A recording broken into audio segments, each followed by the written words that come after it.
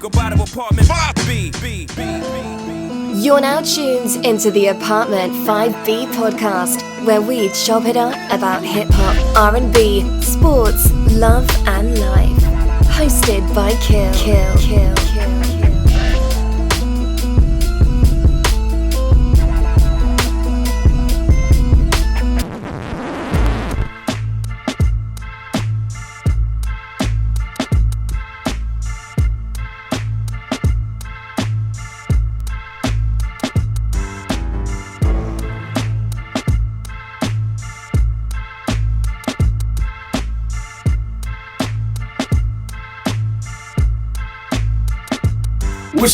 What's good? You tune Apartment 5B, hosted by your man Kill. Got my squad in effect with me as always. Ladies first. Porsche, what's going on, miss? I'm hanging in there, Kill. How are you? Hey, everything is well. Everything is good. I got my man Vern from the ATL. What's going on, good brother? Glad to be here, man. Been a minute. I'm glad to be back. Glad to have you back. For everybody who may not see it on the timeline, Vern and his beautiful family came through the hood, came to my teen center to chop it up with me. I appreciate that, because I always tell folk, if you in DC, hit me up. You know, I know it's in the hood. Vern ain't have no problem coming out to the hood. Brought the whole family. Yeah. You know what I mean? Mother-in-law did the nice ill prayer for me for all the work I do. So I definitely, salute you and your fam for coming out, man. Perfectly had time out here. Listen, brother. My mother-in-law, my wife is from Detroit. I'm from Gary and College Park, bro. What hood? Come on. No doubt, man. No doubt. I feel that. My brother Penny, what's going on, good brother? Everything lovely. I'm happy to be here. It's been a minute. No doubt. For people who may not know about my man Penny, we're gonna get into his thespian ways, but this right here is my brother from another mother right here. Like, the stuff that we agree on is actually scary after a certain amount of time. I don't know anybody who loves Ultramagnetics Critical Beatdown as much as him and me do. We can talk about Critical Beatdown literally for hours at a time. We have. We literally done it. So, Eddie, out of LA, what's going on, good brother? Yo, man, I'm doing good. Like I was just saying before we got on the air, man, this is like my weekly therapy. Always dope to kind of, get out here, talk about what we love, hip hop, and just kind of forget about all the other stuff that's going on. You know what I mean? What's going on? It's a lot, man. It's a lot. My brother, Guilty Simpson, out of Detroit. What's going on, good brother? Nothing much. Thanks for having me. Second time around, you know what I'm saying? Bro, hopefully we have let me explain something to you, man. Thank you for coming on, man. You know what I mean? No problem. Thank you for coming on, because, I know you a humble dude, man, but you're one of the dopest MCs in the game. You know what I mean? Appreciate like Penny was just saying, he ain't even know you was going to be on, and he was just talking about you on the TL. So, like I said, man, I just appreciate you taking the time out, man. It's all good. That stuff should be repeated, though, man. That stuff should be repeated. Listen to all Guilty's albums if you want to. Dude asked me what's the first, song. But listen to all the albums.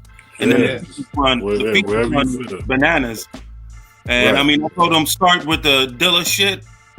Right. And go to random acts, and then just keep going, because just keep going. You know what I'm saying? You're gonna need time. Different people might like different things, so just, a lot. Close your eyes and pick a title and jump in. Salute, man. It's the beauty of the streaming services now. You can just jump in where you feel. Yeah, no doubt. Well, y'all know me. Let's get right to it. Yo, this week's topic, the problem with the show, man, is we come up with topics so many weeks in advance now that I forgot what sparked this. But the moral is what is your hip-hop foundation? It's kind of like if you got a regular chair or a regular table, it's 4 legs to it. And if one of them legs aren't acting right, then you're not sitting in that chair. That table isn't going to stand. So what is your hip-hop foundation? Because what I realized, growing up in Philly in the 80s, everybody listened to hip-hop. Going to Morgan State in the 90s, everybody listened to hip-hop. It wasn't until after I graduated and cats got married, had kids and everything, that people started being like, nah, I don't really keep up with hip-hop no more. I don't really, whatever. And it kind of showed me that there were hip-hop heads and there were people who listened to hip-hop. You know what I mean? And for a lot of people who listen to hip-hop, it may have got played out to them, or it wasn't, like they said, they're not on top of everything anymore. But everybody up here is a hip hop head.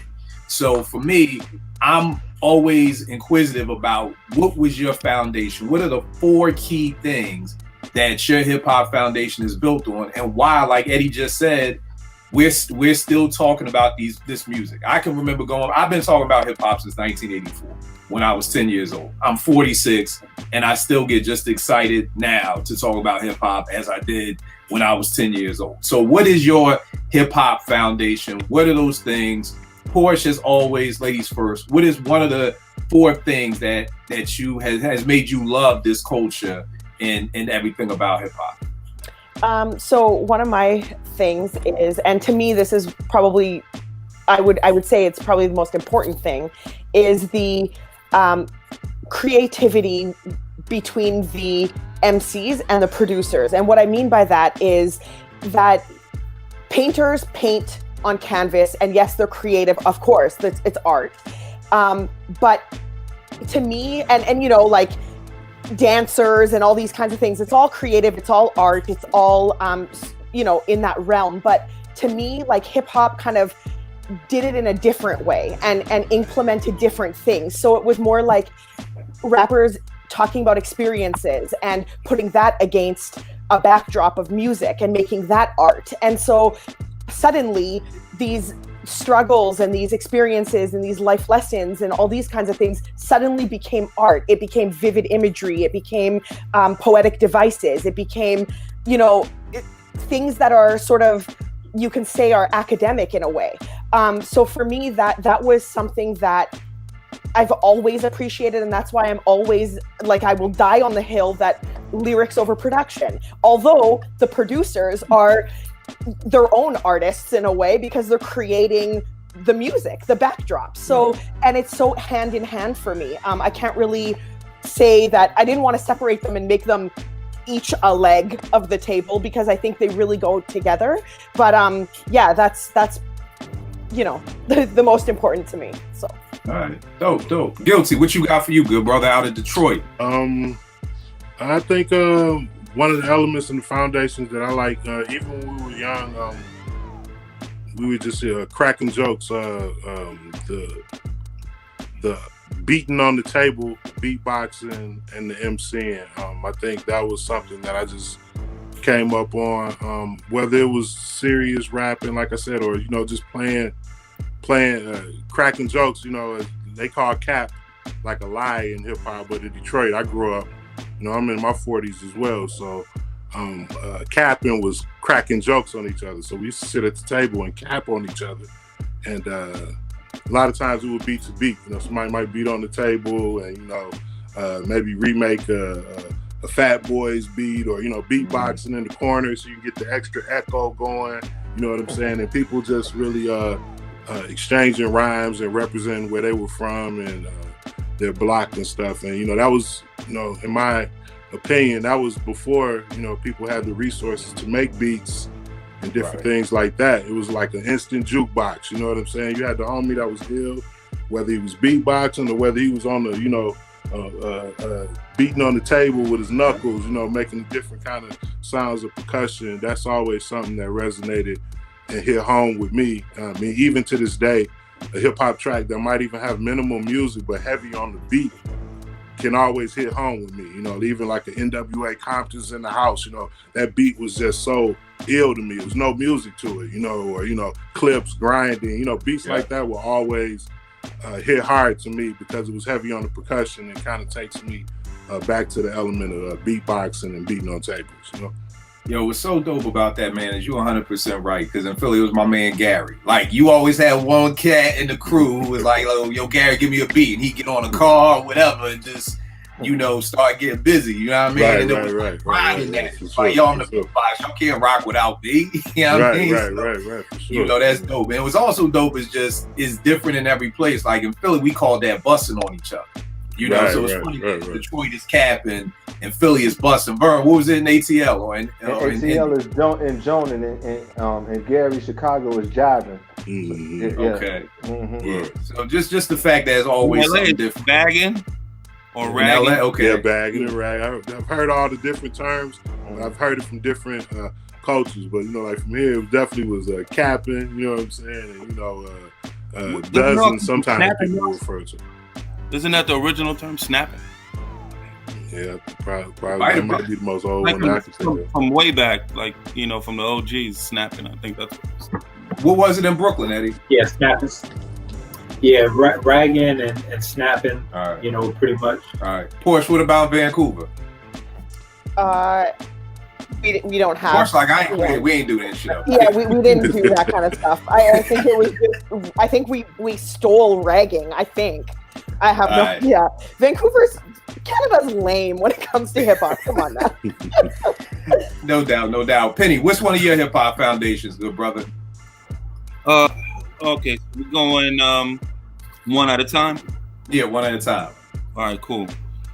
You know, I think the reason we see eye to eye on a lot of shit's because we're the same age, and I started really getting into hip hop, understanding what it was, that it was different when I first heard it, and I was 10 years old.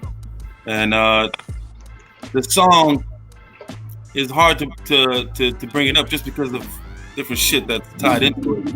But it was Planet Rock. It was the first joint that I heard, and I played these to this day to my kids, and they break to it.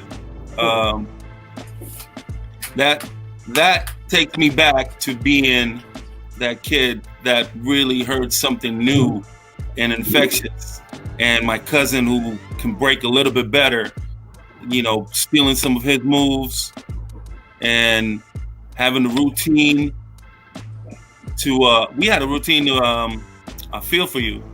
Okay, the Shaka Khan joint. Yeah, man, I even remember the beginning. I'm not doing any of that shit right now.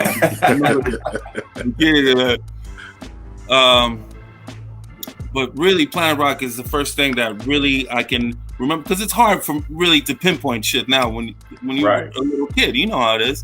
I mean, but it really comes down to that song as one of those things, because I need some breakdance. I need to watch something. Like the other night I watched Star Wars because my wife fell asleep watching some other shit, and I put it on, and she wakes up when she heard Scheme talk about the train, you know, the sample from Restoration, because she know the song. Right. We did 2 whole cars last night. 2 whole cars. Me, Dez.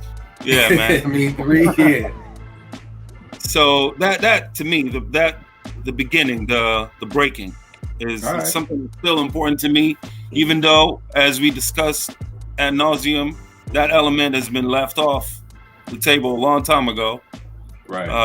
But I practiced it for a little bit until I got too big, and that's when beatbox kicked in.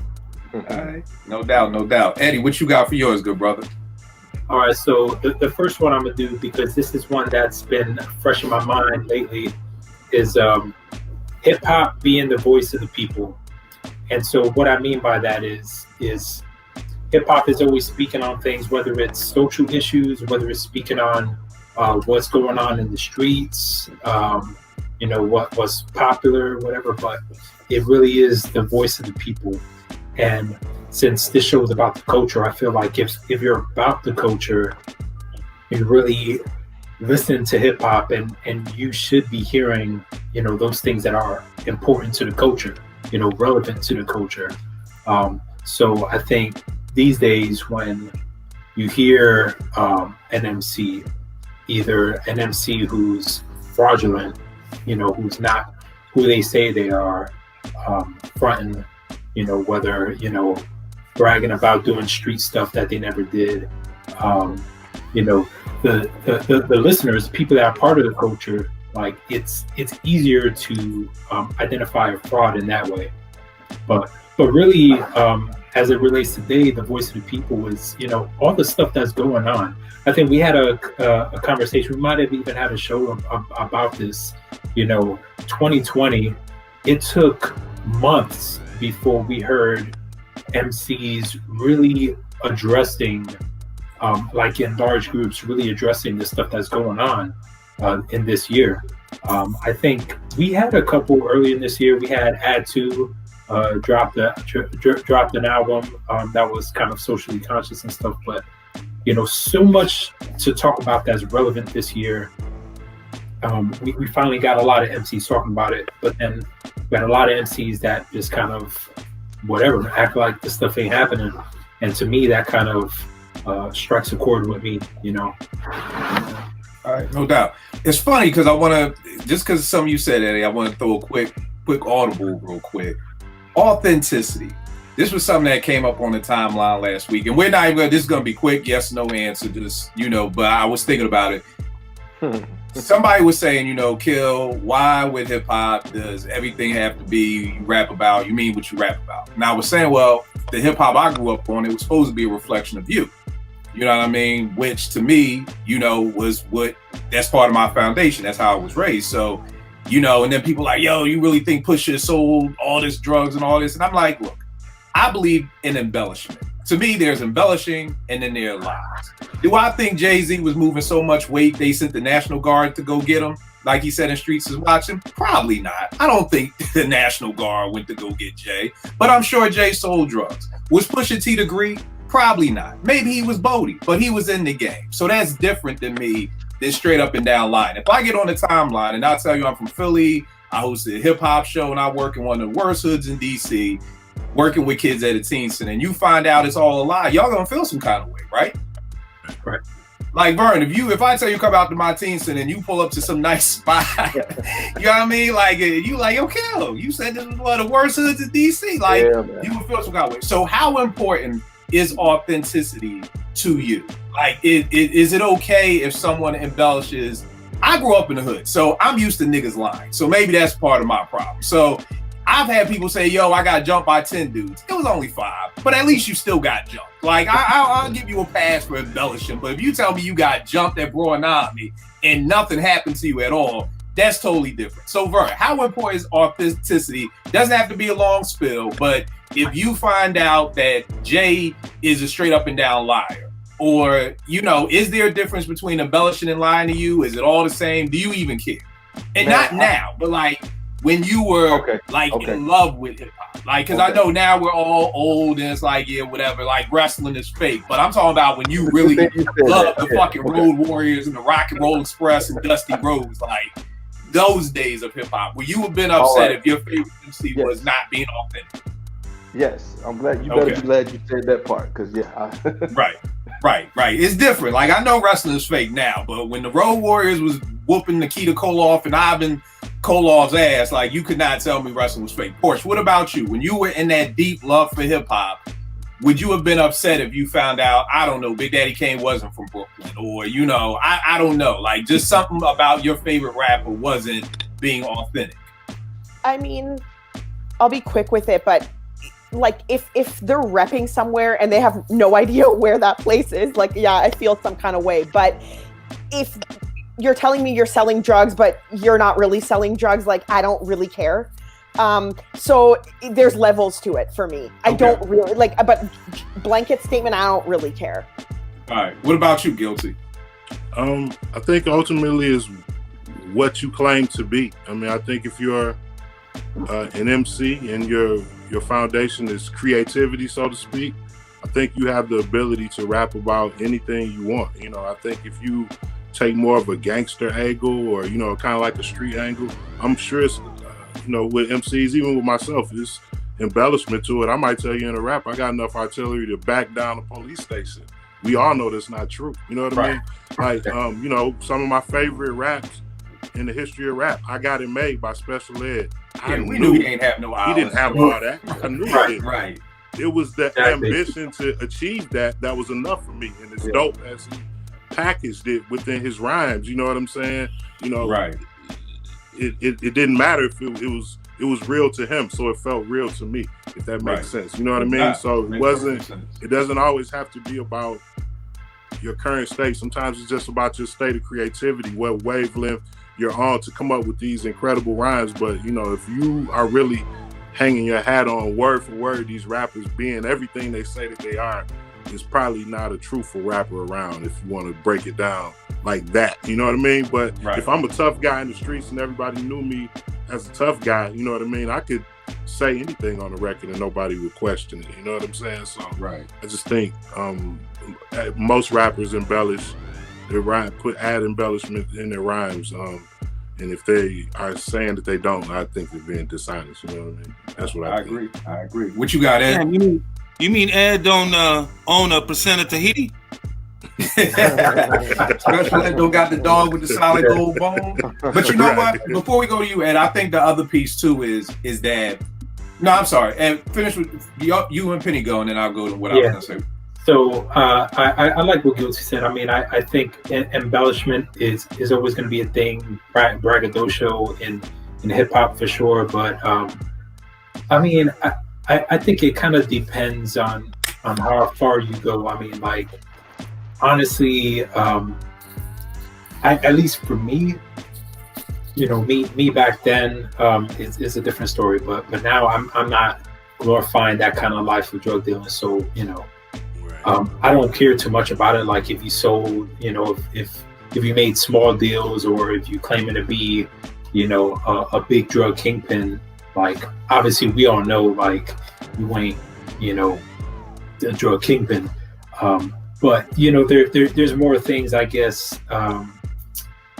When I'm thinking authenticity, I mean kind of like you're like what Kill said, like if you're talking about certain things or a place where you're from and you're not even from there, or you're pretty much just like or even someone who has their rhymes written for them, you know, portraying this image, and you got ghostwriters, so not only are what you're saying lying, but it ain't even coming from you, you know. So right. There's layers to it too. I feel you. And what about you, Penny? I like what Guilty said. I mean, as an MC, I mean, I'm not an MC, but as an artist, you're a representation, you know, of yourself. You're the product. You're what you're talking about. Wit is a big part of rap. So you're gonna squeeze a bunch of magnificent shit in wit. And that's how you display it, and that's the beauty of it. But the true representation of yourself is like, you know, rest in peace, Ruck, whom Guilt worked with. I didn't need to see him give somebody a 2-piece to know that he'll do that shit. Right. And yeah, he's you know, when you are a tough kind of minded person and you portray that, it's believable, and you don't even think about it for a second. You just listen and digest it. But like if a party rap dude comes out with those kind of bars, it's gonna sound different. And going back to what you said when talking to Vern is, yeah, definitely back then I had a different, a lot more strict, narrow, you know, view of all this, you know, because I was like, you know, a pretty hard head myself. So I was like, really, oh, you doing this? Okay. But not so much later on. It was more about content and, presentation as an art form, you know what I mean, as an artist. And also with an image tied, because that's what rap is. It's different than anything else. And that's why that's why we question image of rappers. You know, nobody talks about how tough Bruce Springsteen is and shit like that. You know what I mean? Right. But that's what it is. We got to live with that. Right. And I think the thing is too, is like the point of, I think so much of the authenticity comes down to violence. You know what I mean? Like you said, like nobody's questioning Special Ed or no old school rhymes. You know, I got a big long Cadillac like Seville, you know, right on the side, we dress to kill. It's not those type things. It's the, I'll shoot you, I'll kill you, I move this way, I move that way. You know, which is, and I want to do the show with y'all about pre and post Straight Outta Compton, because to me that's one of those lines in the sand where everything changed. Because I feel like pre Straight Outta Compton, the record labels didn't know what to do with hip hop.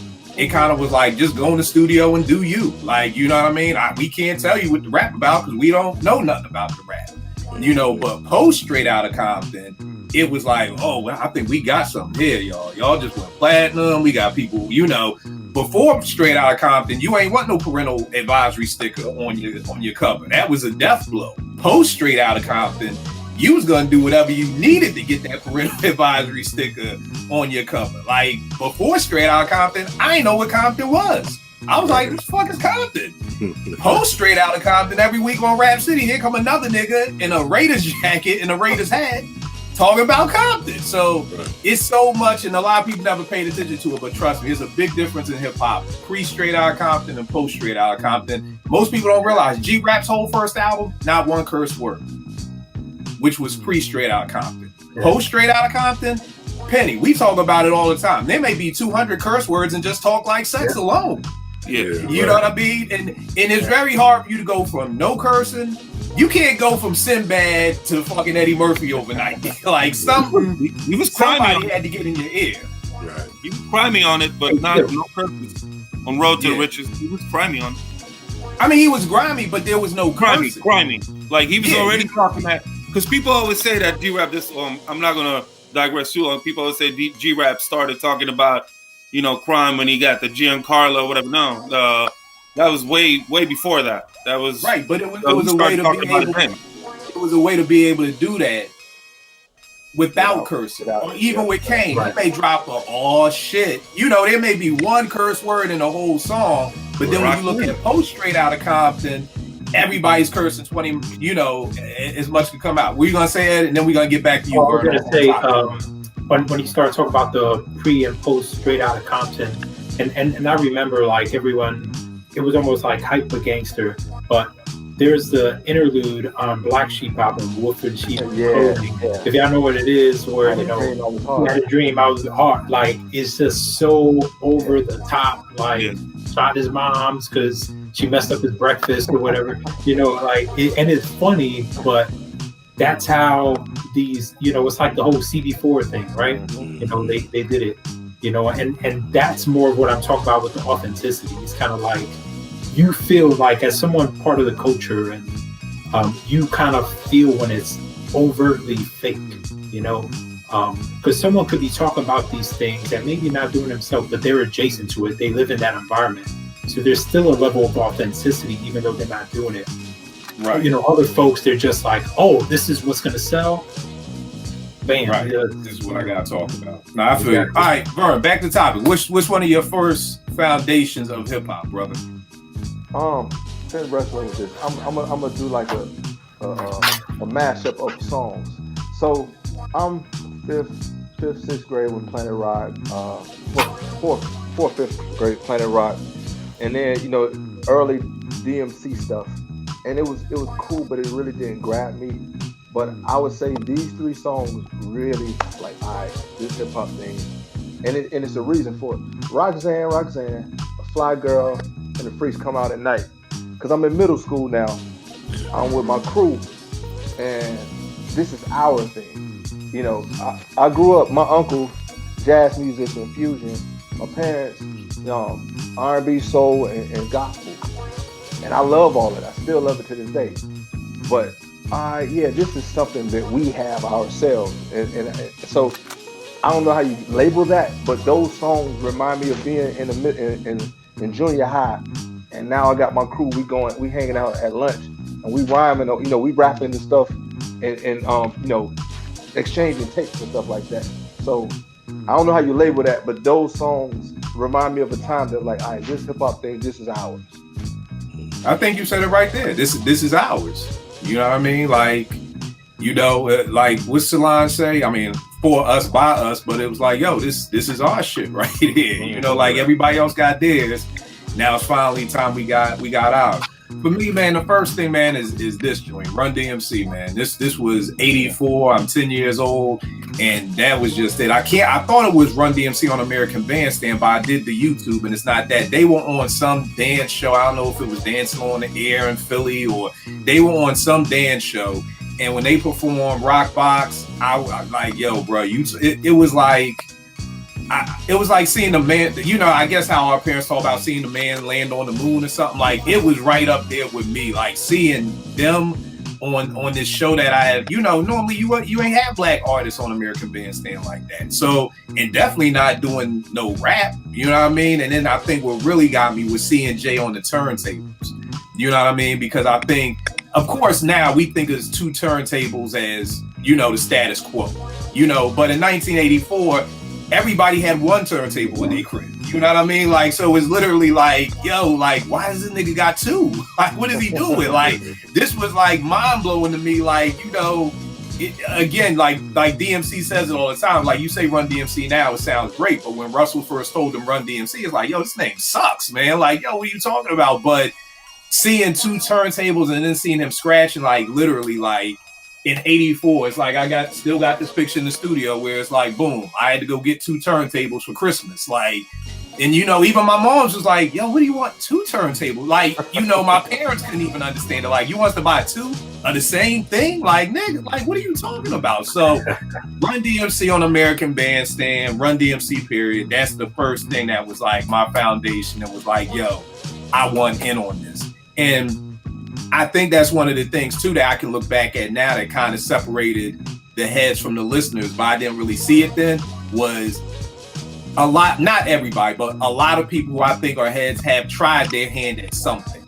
You know what I mean? Maybe you didn't get very serious about rapping, but you tried it. Maybe you didn't really get serious about graffiti, but you tried it, you know? Because my whole neighborhood in Philly listened to hip hop, but it was only like 5 or 6 of us who was breakers. You know what I mean? And then maybe it was only a couple of us who was like, you know, in the studio, or a couple of us over here. So that's it for me. Porsche, what is another one for you, miss, of your hip hop foundation? I think you guys are gonna, this is pretty predictable. Troy. This is the only time I can talk about Troy without any limitations on my. Would you say, or clutch your pearls? Troy, really? Yeah, I'll keep it short. I mean, I talk about it all the time. We know, but that's definitely one of them. Just every single thing about that song, from the reason it even came about to the beats to the rapping, CL Smooth, Pete Rock, like they are just foundational in general. And just the amount that I love that song is just, I can't separate that from like my heart and my soul. So that's definitely a foundation. I mean, it's one of the dopest songs ever.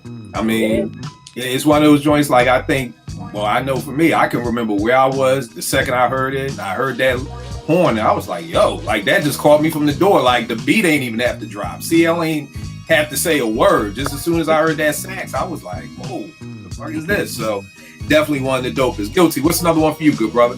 Let me see. I don't know if you all had it where you all were, but we had something called Video Jukebox. Yes, sir. It came on TV. It was like a jukebox of videos, you know, so you were able to see the video. They had a little the numbers and everything. You can see the little sample joints. You can pick it. You know what I'm saying? They can call it in and request it, and you just sit and wait on it to come in. And sometimes more people will request it, so sometimes you would get the same video like almost back to back. Sometimes the way it was, you know, like it would literally, if you ordered it, they would give you your spin of the song, regardless of how many times it's been playing. But anyway, for the people, the younger people that might be watching, that might be kind of like hard to grasp. But at that time, that was like everything for us. You know, we would call in and run up phone bills. Your home phone wasn't no cell phone, so we was running up your home phone bill, requesting these videos. You just get a small dosage of hip hop. But what I did like about it was a combination of songs from different regions. You know, we had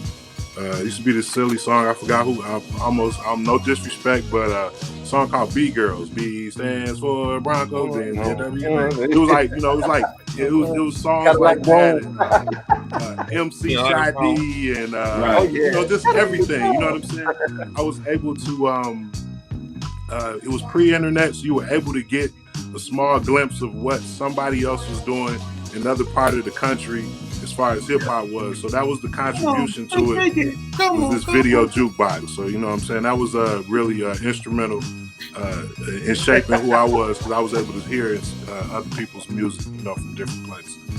You know, it's funny you say that, good brother, because I think videos in itself, like you said, young folk don't understand it, because you can just go to YouTube and just put in whatever video you want to see. But you know, one day somebody asked me, they was like, and y'all can already get your jokes off, I'm used to it.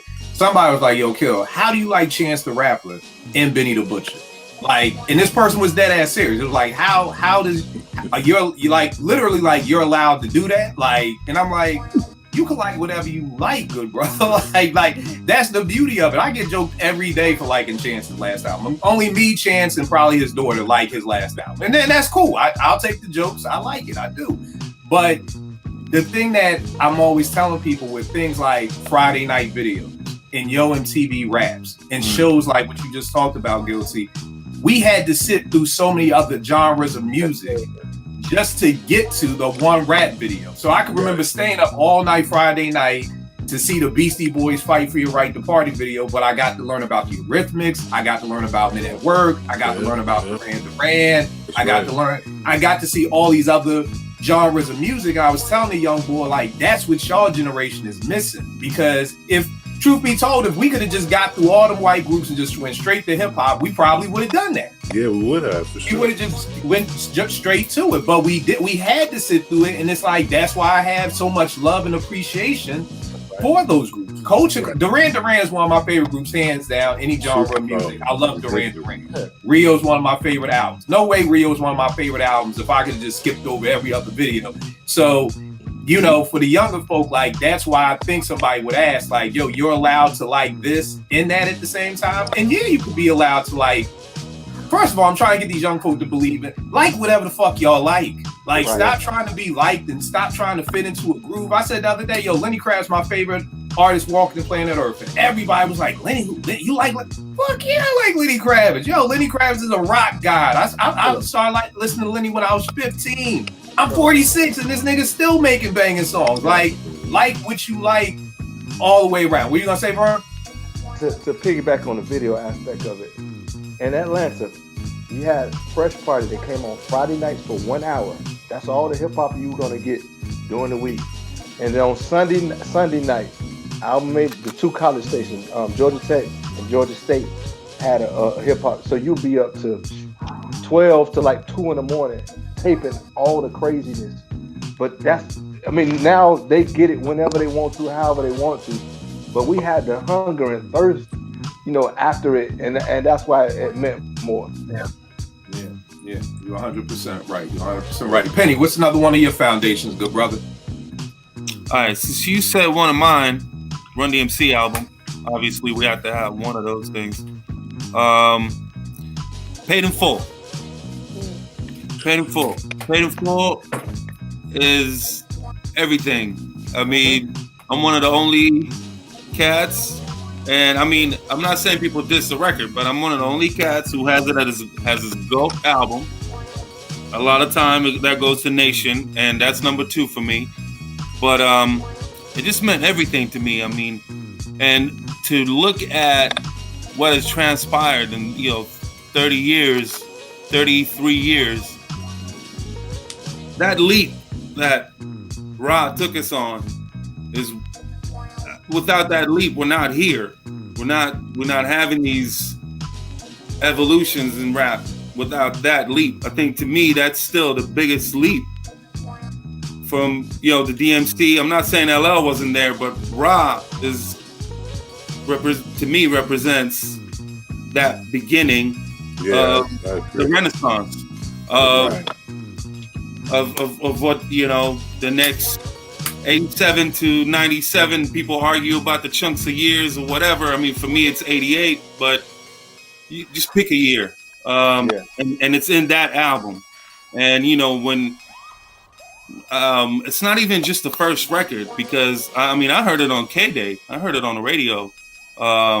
Eric B is president. But what blew my mind was melody, and I couldn't really stop listening to the song, rewinding the song, writing down the words, going over it, like not understanding how he can squeeze all those things that he's saying in one sentence, and people weren't really doing that. That album, man, and I still play it all the time. I play it all the time. That's timeless music. It is. Portis, you had asked the question once that if Illmatic didn't exist, what would, I guess, the hip hop Bible be? And I think we came up with Paid in Full, right? Is that what we kind of came up with? It was between Criminal Minded and Paid in Full. Yes. Okay. Not mad at it. Number 3. Right. The funniest thing about this album cover, y'all, I got this when I used to stay in Brooklyn. I thought Rakim was Eric B. I thought this was Rakim because I just saw the cornrows. I'm like, that looks like a Rakim. So it bugged me out when I finally saw the video. Because yes, young folk out there was a time when you just listened. You didn't have any visual to go with it. So, but I remember seeing the video for I Ain't No Joke, like, oh shit, it's the other dude who was Rakim or whatever like that. So, you know, funny thing, but definitely dope joint for that. Eddie, what you got, good brother? All right, so another one of mine is the radio DJs, man. And I was fortunate to grow up in Brooklyn, grow up in New York, and especially in the 90s, I feel like, you know, you could listen to the radio. Like we had Hot 97, BLS, especially Hot 97. You know, during the day, you know, you're going to hear pretty much what's on rotation. Definitely better than what's now. But I would stay up for late night, you know, stay up for those special, you know, either like the 5 o'clock traffic jam or like the late night DJs, like the special mixes where you'd hear, you know, unreleased stuff. You'd hear, you know, like freestyles. You would hear like low key stuff that wasn't on rotation. You know, maybe music that, you know, was more underground that you haven't heard yet. You know, and really that's what, you know, wound up putting me on to a lot of stuff. You know, and you know, you had like, I mean, we had so many dope DJ. I mean, from Regulars to Funk Master Flex to DJ Clue, Cypher Sounds, like the names go on, but you know, definitely staying up, you know, listening to them DJ mix, or you know, if I can remember, I definitely set my tape deck to record. You know, yeah, man, that was it. That kind of, I feel like, you know, that's really kind of grew my love for hip hop even more. You know, because you know, when you're kind of waiting around to kind of, you know, here's something that you may not have ever heard of before. Maybe it's something you heard of before, but the mix is totally unique because they're doing, you know, mixes on the radio, you know, doing blending, you know, taking vocals from here and there, blending two songs, you know, it's just incredibly dope. That's dope. Vern, what's another one of yours? Man, so to piggyback, I mentioned the song "The Fly Girl" is one of my songs that really sparked my love. So I moved to Atlanta in '86, 9th grade. I get to Lakeshore High School in East Point, Georgia. I remember assembly. So hell yeah. We had an assembly. Yeah, we had an assembly. The seniors sit on the floor, freshmen on one corner, sophomore bottom. The Boogie Boys are at my high school. I'm from Gary. All right, it ain't like it's, you know, just Beirut or nothing like that, but I really wasn't exposed to a lot of stuff. So I moved to East Point College Park. You got debutantes and D-boys all in the same school. And so I'm like, man, you know, I tripped my daughter out because I told her I had classmates that got cars for Christmas. What? Wow. I mean, you know, that's Eastern Airline parents that, you know, so you got money and you got hood at the same time. Anyway, we get to the assembly and the freaking Boogie Boys do a concert at my assembly. I'm like, man, thank you, Dad, for moving me to Georgia. We're in the gym, bro, doing a prep, just killing it. So that gave me the first time I saw a hip hop group live. Mm-hmm. That summer, every summer, my sisters would go back to Gary, but I stayed.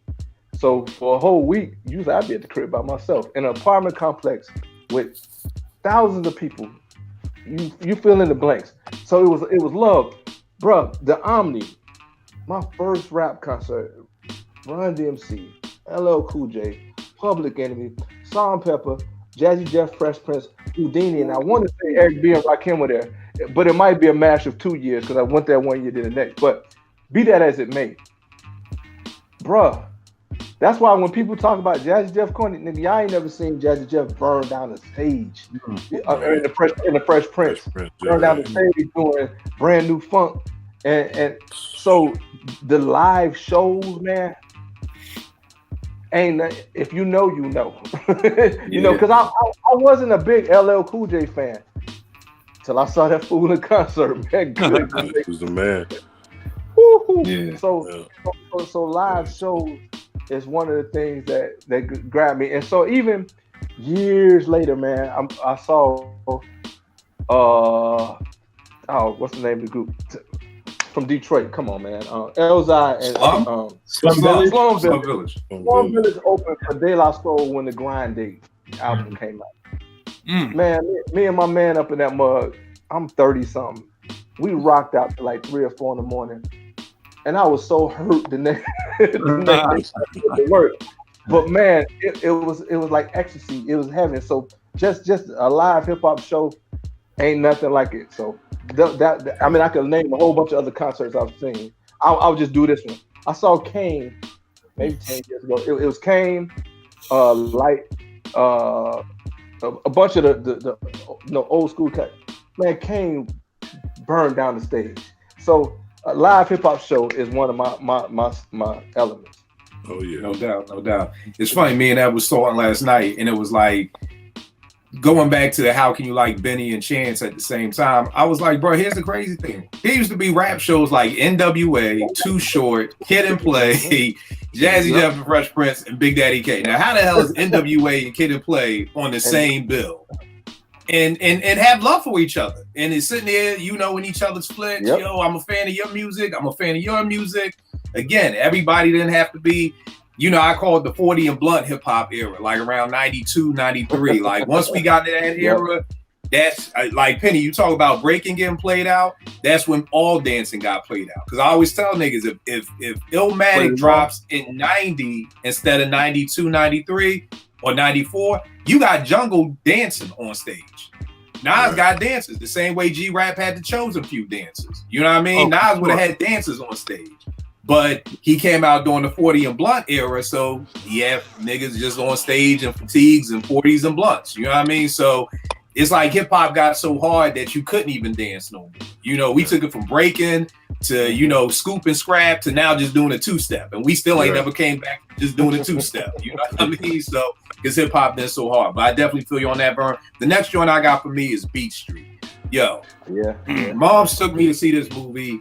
And I don't think there's a movie in the history of cinema in my life that I have watched more than Beat Street. Like, I think, I don't know. I honestly don't think.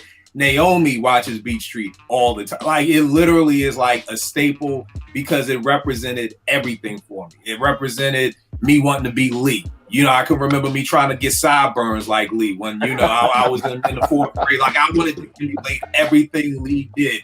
The denim jacket with the graph on the back, like everything Lee did. Then it was Kenny.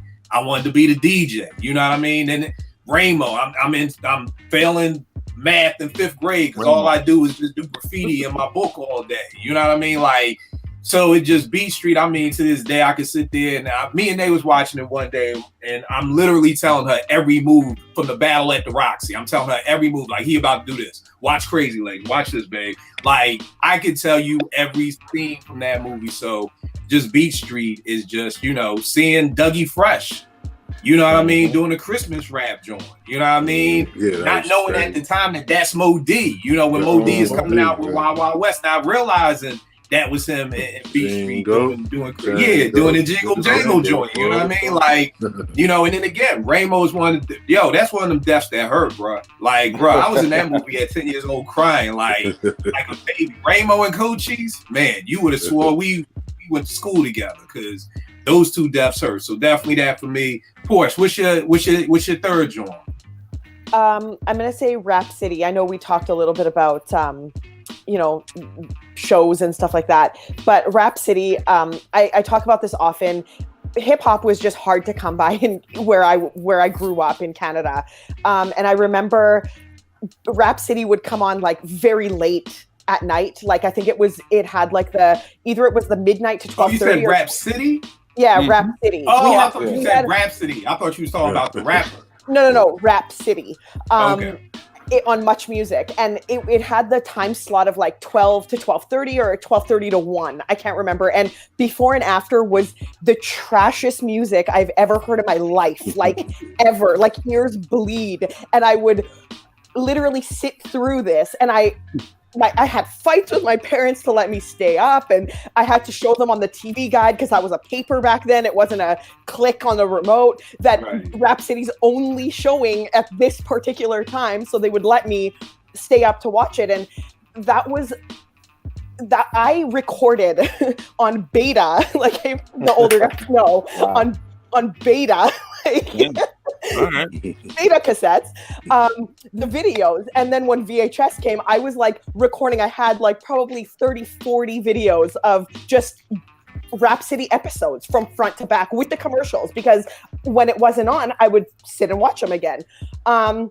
So that's one of the foundations. Definitely, like, it was just with me from, I think the very first video I remember ever watching was Nightmare on My Street with Jeff and Will. Jeff and Will. And that scared me so bad with that Freddy Krueger voice, but I didn't care because it was the only hip hop I had access to visually. So that's definitely one of mine. You know, one thing I love that you said, Porsche, and I just wrote down, is fighting for hip hop.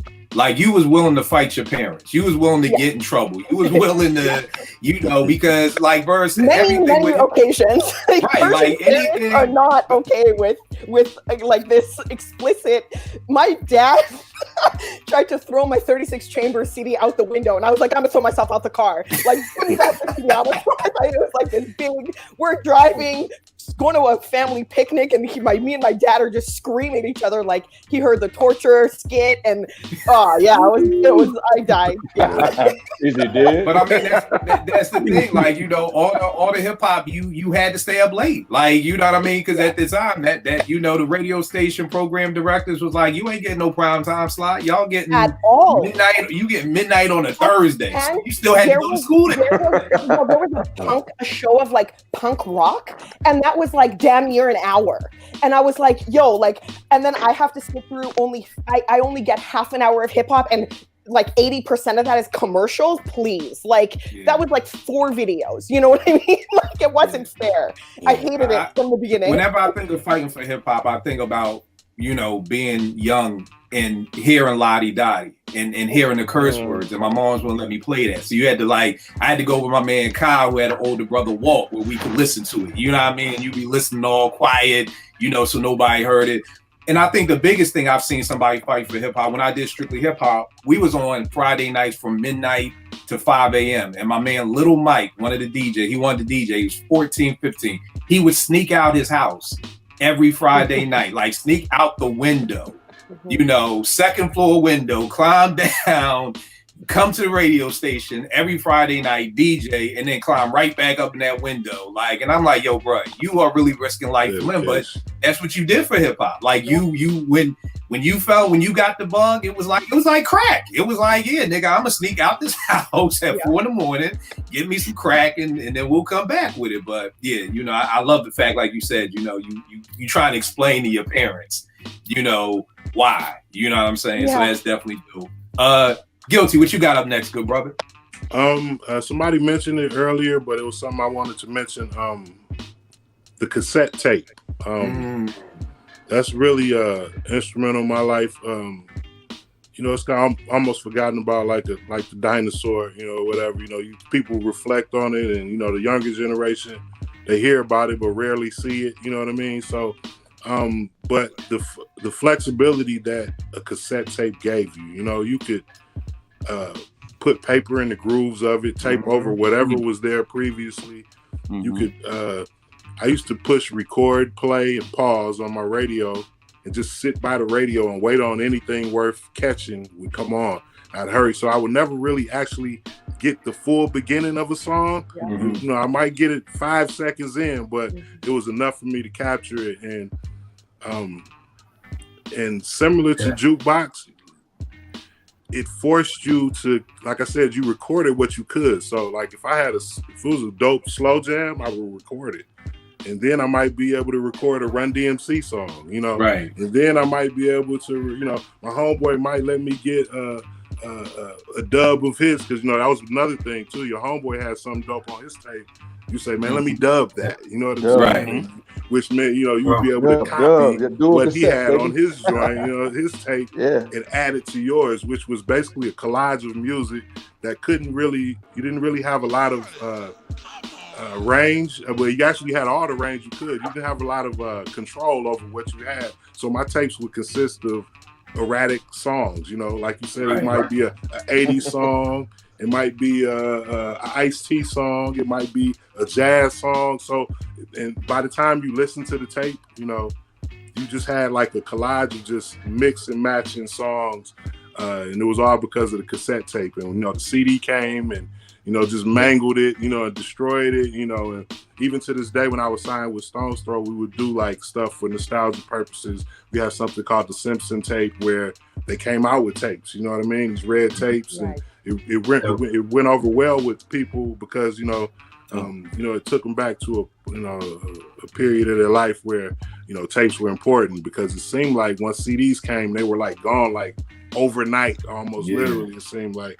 And but you know, it's always dope to see a tape, you know. And sometimes, you know, like when I'm able to be lucky enough to be around a tape deck, if I'm able to be around a tape, I always play it to get an idea of even what I'm reading is even on the tape. You know, it might be something that, you know, somebody hidden jewels somebody might have recorded a long time ago. Yo, Guilty, that's such a dope pick because the other thing about tapes, like Denzel said in Training Day when he said, I'm surgical with this joint. Like, you had to be surgical with a tape. If your tape popped, you were going to you had your little screwdrivers. It was surgery pop. Like, you know what I mean? A pencil? Unscrew the joints, pull that tape cover off. You had to try to line it back up, get that piece of tape. I mean, you would be ready to go to surgery because it's like, yo, we ain't doing this tonight because this got such and such on it. We ain't throwing this away. So if you never opened up a tape deck and you my age, bro, you ain't hip hop to me. No offense, but you had to open up the tape. The other thing was how to splice it. It happens. People say purple tape all the time on Twitter. They never held a pencil. Right. Exactly. It's but the other thing too about the tape deck is the double tape. The double tape deck was just as important because I remember when my man Cool DJ Frank got a double tape deck. Because again, y'all, people watching at home that are younger, there were ones. Everything was just one. You had one turntable, you had one tape deck, you had one receiver. That was it. So you couldn't dub anything. You know what I mean? So when my man Cool DJ Frank was like, yo, Kill, I got the double tape deck, it was like somebody saying, yo, I just got a car. Like, I just got a car. It was. Because then you could start recording. Then you could start dubbing. Like, it was like literal, like, yo, I got the double tape deck. And God forbid. And then you had to stop it because it would pop and then you would flip the side B. And I was about to say, we got another step of tape because we had the 60-minute tape, then we got the 90. And we got 120. When we got 120, I was done. I was like, yo, this is heaven. What else are you going to give me but 120 minutes of tape? Like, this is who invented this. Like, this is better than food. And then the last thing is the auto reverse. Yes. When the Walkman came with auto reverse, you no longer had to flip it. Your tape deck anymore. You talking about the simplicities of the 80s and the early 90s. That was like Tony Stark level tech at the time.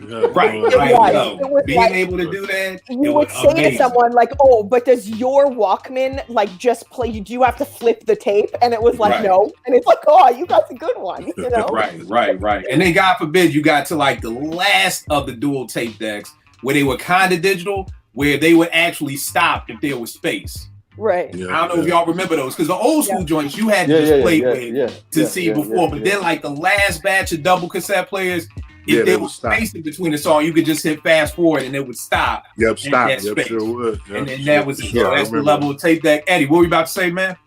Yeah, man. Just when you talk about the 120, man, like I want to say it was probably around 96 because I had a 120. It was a red, like one of those kind of translucent red cassette tapes. And I made a Wu-Tang mix. This was around 96 because I remember I had Iron Man on there. So everything from 36 chambers, you know, all the solos up until like Iron Man, just like made a whole mix. And man, that mix went through my whole high school probably, man. Like everyone was like trying to get a copy of that joint. Yeah, I mean, that was the thing. I mean, I used to have these joints called 90 Minutes in Timberland. Y'all get it? 90 Minutes in Knocking Boots. Like Timberland. So like everybody like, yo, let me get that new 90 Minutes in Timberland. I got this shorty coming over. Like, yeah, here you go, bro. Like, so selling mixtapes was also the hustle too. So Penny, what's another joint you got for your foundation? I mean, but 1 second, man, because I was kind of really good with those pause tapes, bro.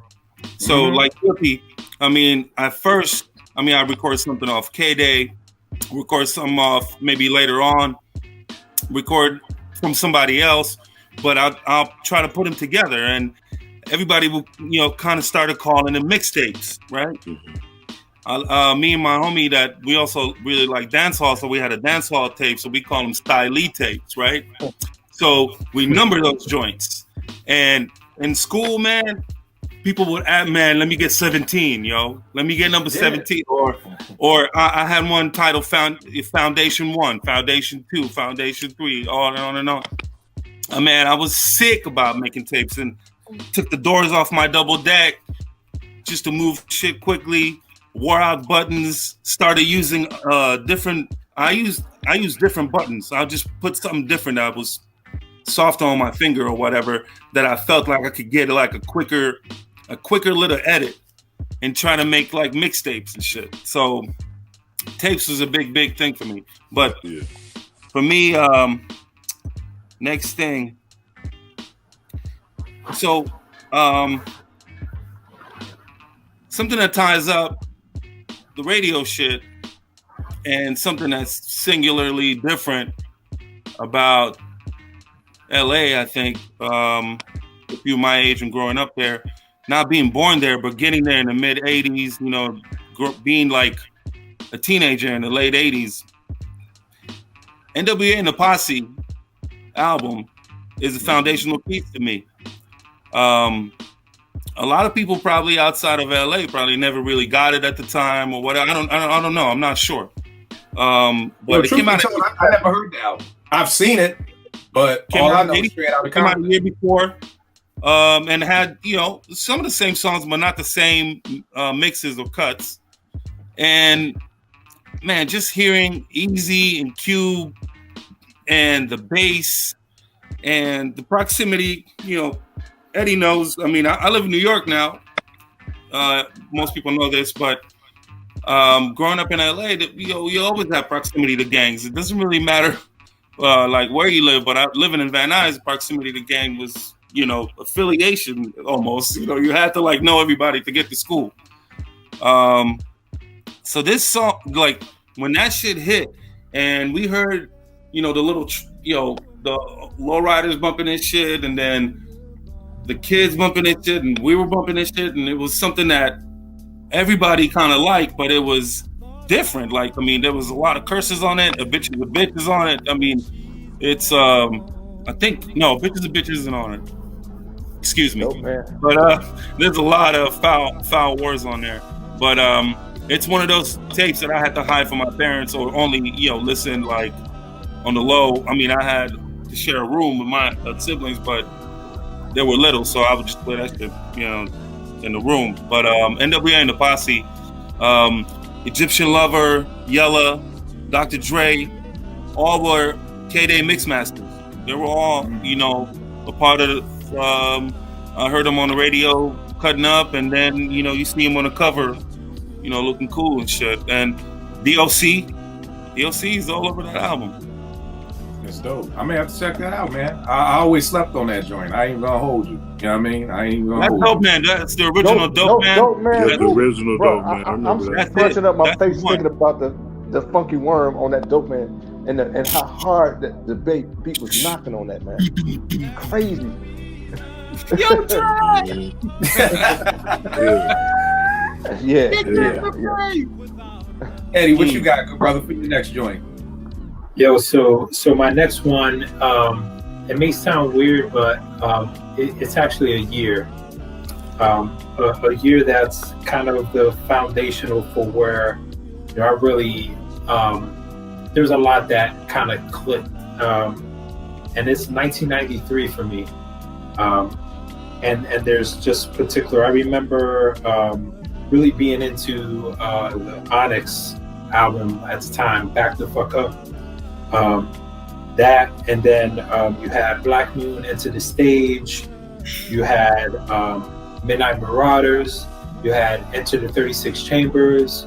You had Doggy Style. I mean, I could go on and on, but now tell me this, Ed. How old were you in '93? I was 13. Okay. So at that point, it was just a lot that was just clicking to me on another level. Like I enjoyed the music before. I loved the music and all that. Like, you know, even before then, like all the stuff that you guys talk about, like lunch table, like hearing certain songs, but the albums, like the first albums that really connected with me on that level, like album wise, like I recall '93 being that year where it's like, oh damn, like just the love for it just grew more and more, like especially like when you talk about 36 Chambers and Midnight Marauders and, you know, enter the stage, like looking back, I mean, I don't think it's my favorite year of hip hop ever or the best year of hip hop ever, but might be my most influential year in hip hop for me as a hip hop fan and as a hip hop head. Yeah, that's why I asked you how old you were, so I could definitely see. I mean, I think it's a great year, and I was fucking 20, so I mean, but it's just, you know, I could definitely see how at 13, my brain was blown at 20, so I know at 13 you was just like, yo, what the, you know, just the back of everything coming out that year had to be crazy. You know what I mean? Probably how me and Penny feel about 88 with Kane and everything that was dropping in 88. It was just like, yo, this is, y'all crazy with this right here. So yeah, I definitely feel that. Vern, what you got for yours, good brother? I'm gonna give you an album that did it for me.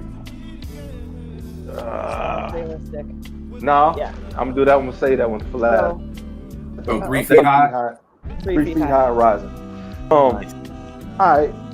This might come as a surprise to y'all, man, but I ain't no gangster.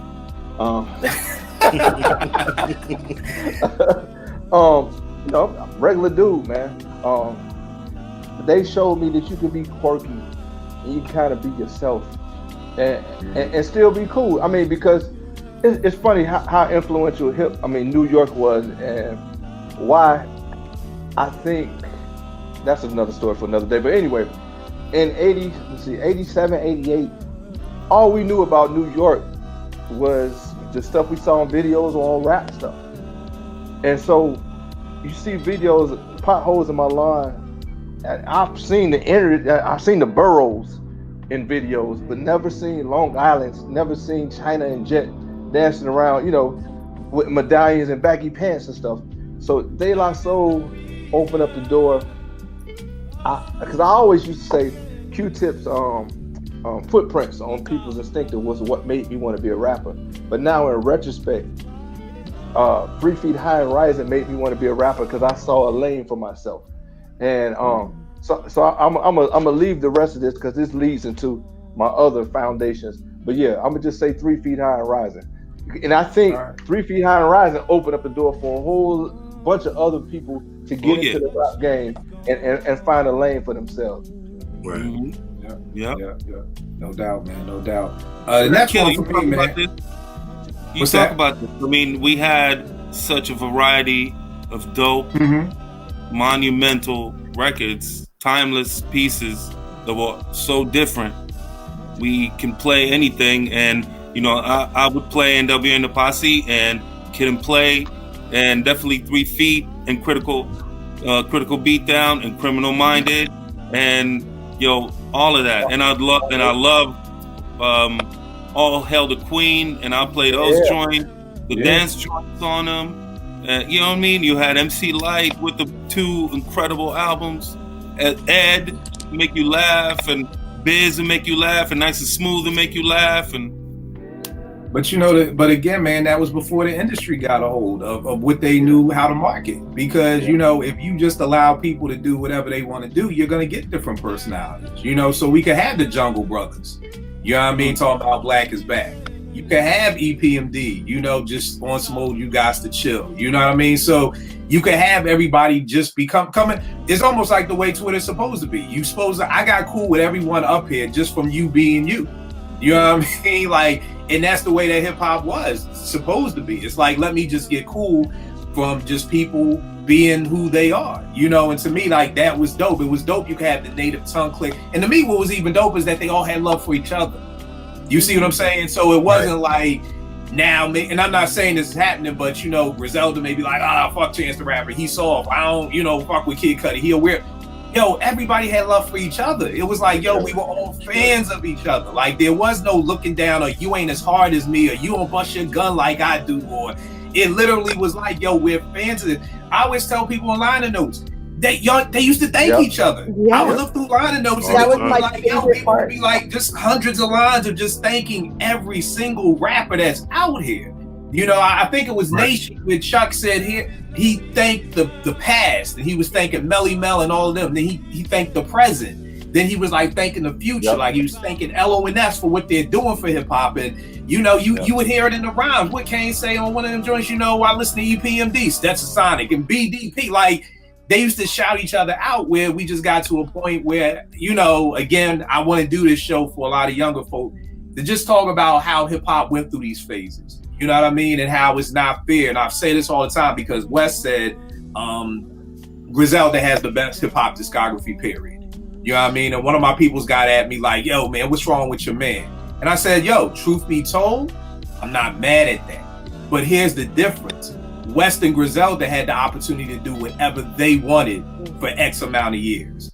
Our artists didn't have that opportunity because they had labels telling them, you need to get a new Jack Swing. You need to get this. You need to do that. So I'm not mad at West making that accusation because they got a good goddamn discography. I won't hold you. But so maybe some of our favorite artists would have had greater discographies if they were able to just sit back and do whatever they wanted to do. You see what I'm saying? So it's so much change. I'm telling you, man. Once the industry gets a hold of you, and now we want to tell you what to do, and we want to shift you and move you and make you do this, and then you're looking at it like, I got this contract. And I'll never forget this movie, Rhyme and Reason, I think it was. Tretch looked in the camera, he said, yo, if it wasn't for this hip hop, I'll be in your motherfucking crib robbing you right now. You see what I'm saying? So at that point in time, I was like, okay, do whatever you want. You know what I mean? You want to do hip hop parade, do whatever. Yeah, don't rob me, nigga. But you know that we got to that point where, again, and I'm gonna do this show because for younger folk, they don't get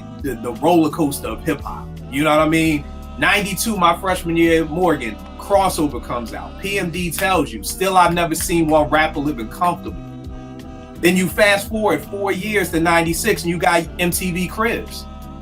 You got to ask yourself, what happened during that time that you took a rap of EPMD, biggest rap, one of the biggest, if not the biggest rap group, telling you, I ain't seen one rapper living comfortably.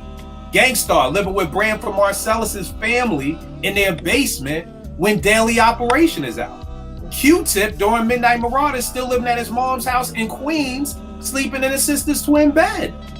You see what I'm saying? So there's so much when you start peeling back the onion of what hip hop and what the industry and what A&Rs did to it. And that's why I love the 80s, because there was no A&R. You were your A&R. You got in there and you did what you wanted to do. You picked the singles. You did what you did. You know, I was reading Check the Technique. They was like, yo, we did The Bridge Is Over and took that shit straight to Red Alert. We ain't even pressed up on vinyl. You know, we ain't have to go to our label. We ain't go to B-Boy Records like, yo, can we do? Nah, nigga, we came straight from the studio, straight to Red Alert, play that shit.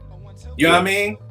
You know, so that's the thing. You know, it's so much. I'm sorry, Vern, you was gonna say something. Yeah, another reason why you had NWA and De La Soul and Kwame and Kid and Play and all these people messed up because they were the minority rap. I mean, because the A&R, I mean, the music directors hated that stuff, on the radio and stuff. So they had to kind of bond together. It don't matter what category of rap you were doing, brother, we were still in this thing together. And that's why it was able to go on tour and do all that kind of stuff like that. Yo, and I'll say this, because you know me and Portia, the bookworms, we all read books up here. This right here, No Half Stepping, The Latin Quarters. Learn about the Latin Quarters in New York City, infamous hip hop club. I mean, it's so many dope pictures in here. I mean, you just got, you get to see some of the unity that's going on in here. Like, but definitely check out this book, you know, if you want to learn a little bit more. Like I said, if y'all want to be on Twitter every day talking about the culture, bare minimum is you can learn about it. I mean, you got you got Aaron B up in there, like just a very dope book on that. We got a picture of Ghost Stetzer coming on. What happened? They got a picture of Ghost Stetzer coming on. They got stories about it. Oh yeah, they got. That's when you stories about Ghost Stetzer and Top Billing. I mean, you got the Fat Boys up in there, Cool Rocksky and Buffy. Like, yo, you know, just dope stories. And it's my paradise. Right? In interviews, it's got a story about him. In the LQ, any legendary cat, I'm a fiend for those kind of things. All the old cats I've seen, any interview, or even the old flyers. You got Boogie Down Productions and Land Quarters.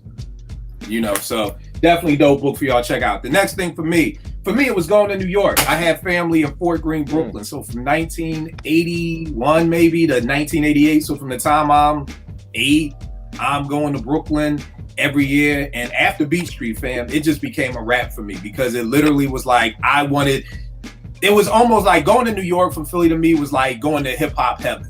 You know what I mean? I would literally get the subway map, look at the subway map, and I'd be like, okay, there's Farmers Boulevard. Auntie, I want to go to Farmers Boulevard. That's where LL's at. You know, like, I'm a little 10-year-old kid, like, oh, there go Hollis. We got to go to Hollis next. Like, I literally would mark off on the subway map where everything, Delancey Street that Dana was talking about, like, anything that was said, I was looking at this map and, like, I want to go there. Like, I'm going to talk about this next. Crush Crew, when the Fat Boys was at Sbarro on Times Square, I was like, yo, I want to go eat there. They were like, where's Sbarro? No, I want to go to the one they went to. It was like, I want to eat downstairs. Like, it literally is like, I'm following these footprints. And I mean, it was just so dope because it was the Marley Marl era. It was the Red Alert era. It was the Mr. Magic era. It was being able to listen to the radio and then go back to Philly at the end of the summer and play all these joints. You know what I mean? Which really sparked my love for being the first one with music. So even when I went to Morgan and was hosting 889, one of the first segments I had was this thing called Hit 'em in the Head, where you could hear all the exclusive music at 2 a.m. So people knew to tune in, because coming from Philly, it was always like, Kill, what you got for us? You know, so it was like always like, yo, listen to this tape or listen to that tape or everything like that. So just going to New York, and I mean, I'll never forget, I got into my first breaker battle in New York. And like, it was like heaven on earth. Like me and my cousin, his name was MC Tax at the time. I was DJ Kill Rock. And we coming like out the bathroom at the movies, and these niggas was like breaking. I was like, yo, let's battle. And we battled in movies. I mean, shit, man. I could have died right there. It was a wrap. Like, I just had a breakdance battle in Brooklyn in a fucking movie theater. Like, I'm done. I'm good, guy. Like, you can call me home right now. So going to New York for me, like, was just dope. So definitely one of my favorite foundations. Porsche, what you got for your fourth and last joint, miss? I'm gonna say, funny you brought up that book. My last is literature, hip hop literature. I love books. I've always loved books. And then you've got so many hip hop books out there by our favorite rappers, you know, and that's just sort of an extension of the creativity and the artistry and all of that, because now they're like authors, right? Pac has a book with poems that's studied and, you know, post-secondary education.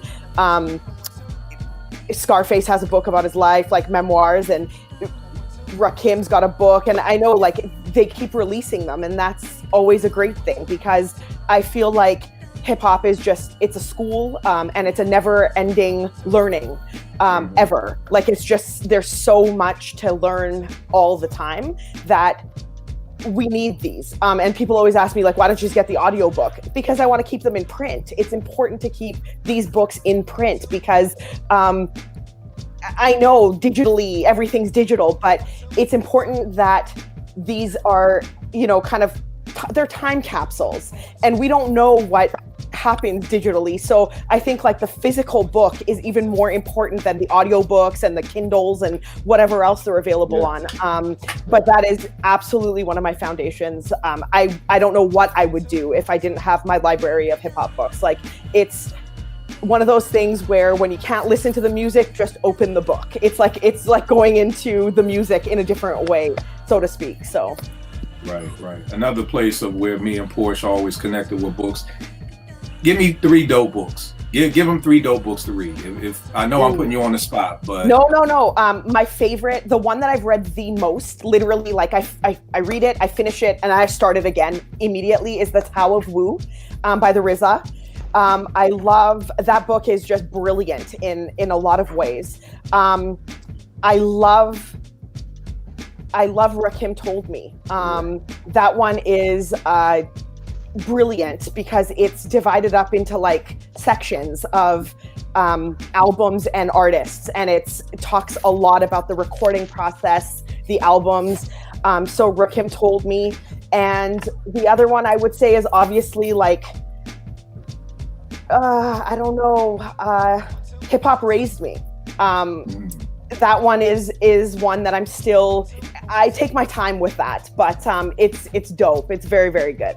So those ones, I mean, there's a lot. I have like, I don't know. You guys see, I post pictures of my books all the time because people ask me for them. I'm always ever expanding this library. So it could be another 3 another day. So, but those are good. All right. I'm sorry. What were you putting up? I didn't see it because I was digging for some. No, she said, yeah, the Tao. The Tao. Yeah. That is, if you're gonna read any book, that is the book to start with. Honestly, everything about it is brilliant. I would suggest The Big Payback by Dan Charnas. Yeah, I got that joint over here somewhere. Bro, it's got so many backstories. Have you like, oh, that's how that happened. That's the book I sent to you, Kill. Yeah, I was just about to shout you out, man, and thank you for that. This is why y'all need to follow Vern. He's a good guy, man. You know, I just get packages in the mail sometimes. It's just from Vern. Yo, one of my favorite books to read, Check the Technique by Brian Coleman. Yeah. You know what I mean? If you ever remember XXL magazine, there used to be a part at the end and it'd be a little section and he'd be talking to special ed about the making the youngest in charge. This is basically him in book form. I mean, you get to hear about some of your favorite albums, how nice and smooth, you know, you're talking to them, you know, how Black Star got made, how Ultramagnetic's Critical Beatdown. Have you read that, Penny? Nah, man. I mean, I think we talked about this. You gotta get it. You can get Check the Technique Volume 1. They talk about the making of Critical Beatdown and Criminal Minded. And those are the 2 longest chapters out of the book for those 2. Because the first book was Rakim Told Me. Then he came out with Check the Technique that has some of the same joints. So you get that. A very dope book, and I'm nowhere even close to reading it. The Beastie Boys, y'all can see how crazy this joint is. But very, very dope book. And then just even on some hip hop fashion, we was talking about on the timeline, the Shirt Kings. A lot of people don't remember them. They was out of Queens. You've seen their stuff in their videos. Like if you didn't know it was the Shirt Kings, very dope book right there. All right, cool. Where am I going? Ed, what you got up next? Porsche just went. No, Guilty. It's yours. It's your fault. Okay. Yeah, my fourth thing would be Run DMC, My Adidas. That kind of really hit home with me because I won't go on record to say that, you know, in hip hop that was the first, but my experience, that was like the first time I was able to see the power of hip hop from a culture shift standpoint. Like it literally made everybody in Detroit overnight wear Adidas. You know what I mean? It was like, wow. It was like literally overnight. Adidas was the thing to have. Adidas. And it was just like the power of the record and just the impact it had. It was just, I was able to put in perspective, even though I was young, you know, I was still able to put in perspective the power of the music. You know what I'm saying? As far as R&B goes, I don't really hear R&B push a brand the way hip hop was able to push a brand, you know? Like, you know, this was the thing to wear, you know what I'm saying? You know, and people came back and, you know, did it later on in the years. You know, I think Nelly tried to do it with Air Force Ones and all these different rappers, and they've been able to push product, but that was the first impactful thing that I was able to see from mega superstars. And I don't ever want the younger kids to get lost on the impact of Run DMC. Yeah, and just how powerful they were and how strong Run was as a front man. Even though I felt like DMC was the perfect compliment to him. And even in some cases, I could argue you might have been nicer, but that's another talk. You know what I'm saying? Right. Like I said, I'm an MC, so I hate to even talk about nice, and I don't really like to judge records and different things like that. But I will say that DMC was a great MC. He stood up next to Run Nice, but I don't want to get lost in the translation of what I'm really talking about. It was the fact that they were able to sell something, and I don't even know if they knew what the impact it was going to be. You know what I'm saying? Like, I mean, they might have been sitting in the room like, bro, we gonna maybe smoking, bro, we gonna take over the world with this and change the game. But they didn't really have anything to predate that to compare it to. So how can you expect that? You know what I'm saying? Mm-hmm. So I think they probably had a moment where it might have really hit them, and it was a surreal moment.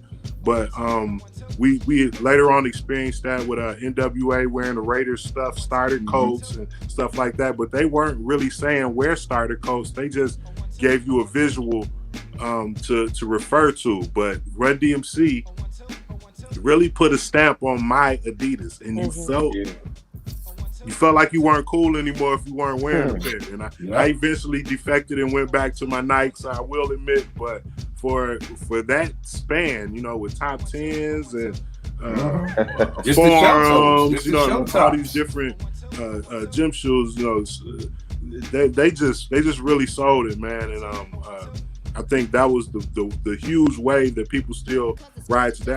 I think that really gave people let's say if this is the NBA thing, they were the people that made the leverage for people to get the big contracts, right? And get the big, the big checks. You know what I'm saying? I feel like they crawled so the other people could walk and run. You know what I'm saying? I really think that was really impactful, and just a moment in time that I'll never forget when I first heard my Adidas.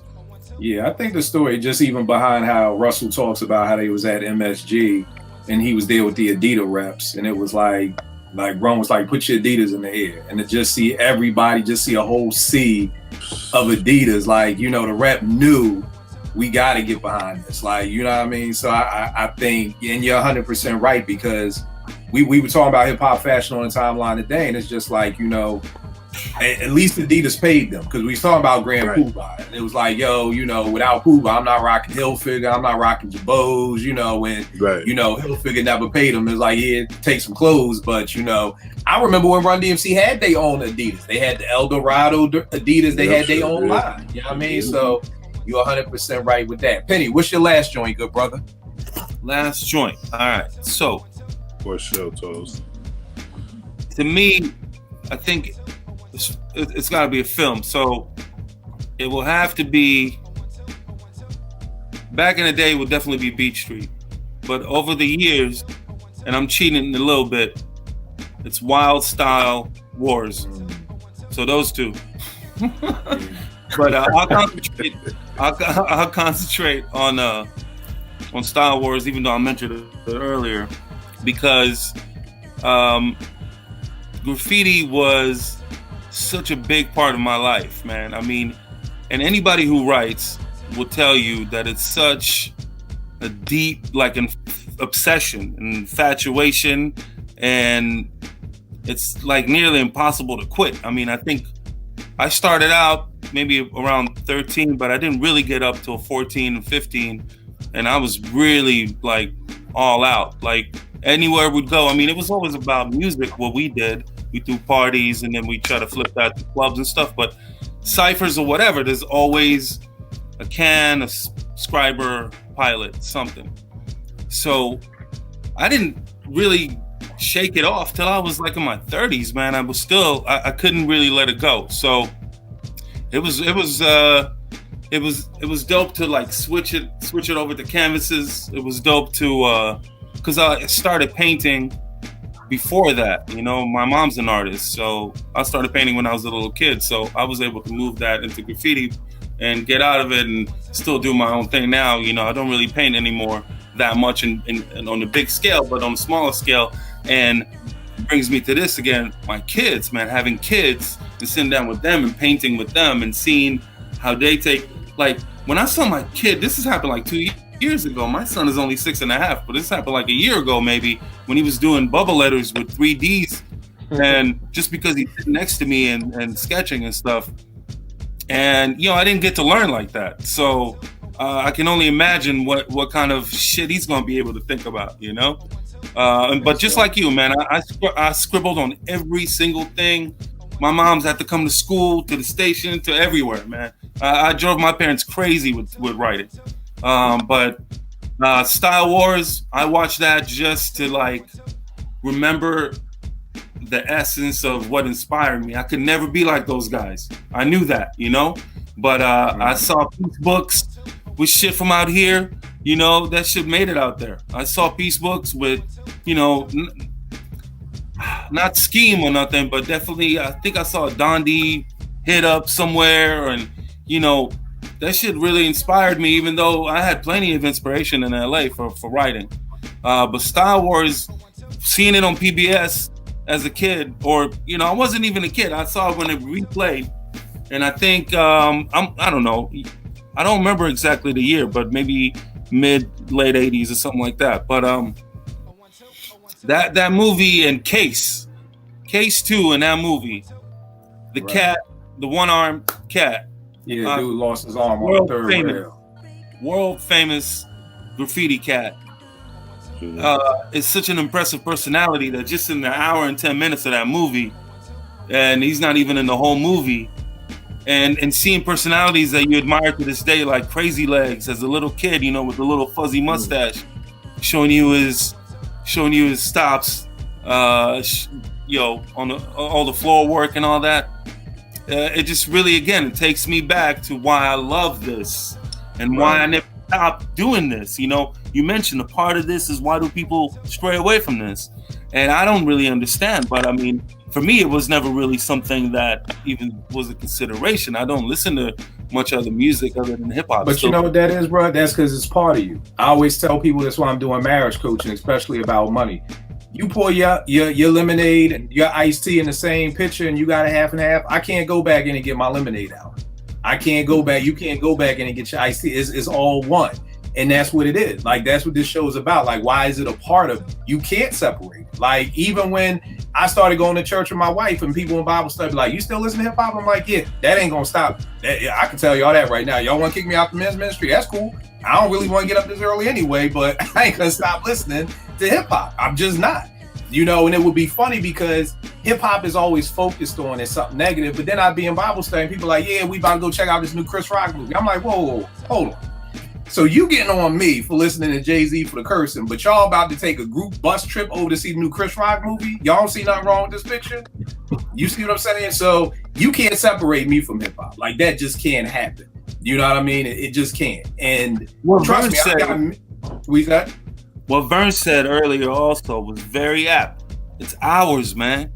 I mean, when something is yours and you grew up with it and, you know, you saw it like become this huge star, it doesn't mean that it's distant. It's a part of us. It's a cumulative thing, you know? I'll go a step forward with you even more, Penny, because you're a writer.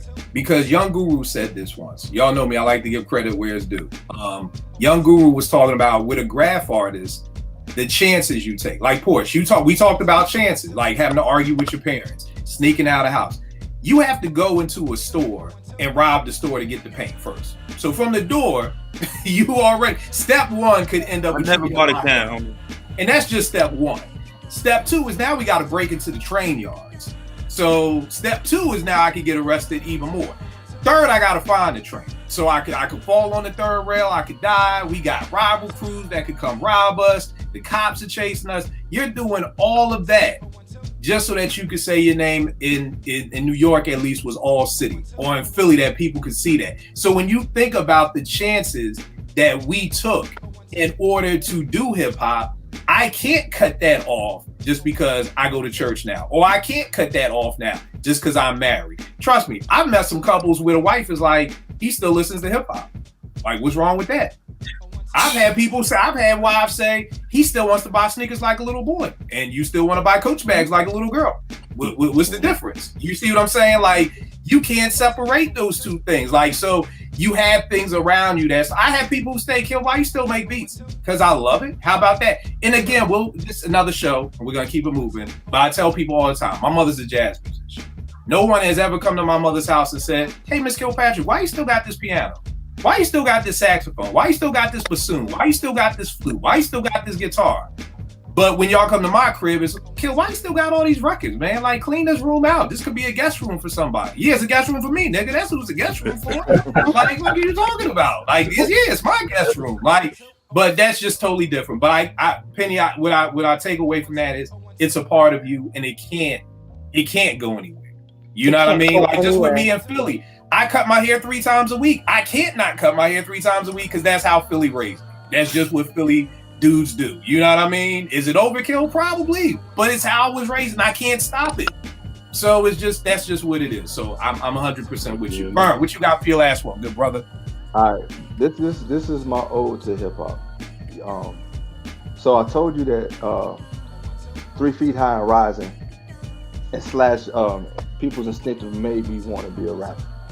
So because of that, my dudes that I rock with, twin brothers since 9th grade, we went to Georgia State together. They were DJs first. They started making beats. I'm their first rapper. I sucked at first, you know, but I got better. But because of hip hop, this is what I've got to experience.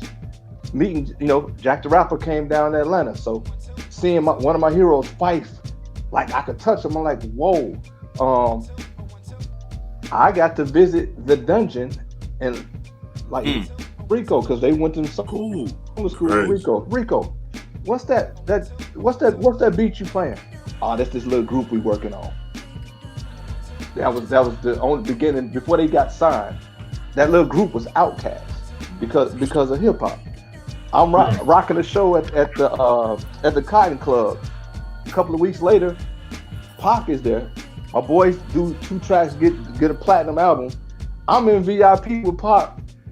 3,000 come in there, and a person who will remain nameless didn't get to come in. I ain't gonna say that online. I'll rock a show. I'll rock a show at Piedmont Park. Zulu Nation Crazy Legs is there because of hip hop. My first plane trip was because of hip hop. My boy's mom owned a marketing company, but we was trying to get on. We knew a dude that was from Atlanta. He'd say, man, come out to LA. I'm doing it big, blah, blah, blah. He's doing it big now, but he wasn't in. We popped up. Hey, we here. Oh, you here? He's sleeping on somebody's couch. But I'm in the studio with a Motown artist, and I'll get to kick a verse on the Motown. He never got put out, but regardless, I'm in the studio and I bust a rhyme on a Motown artist.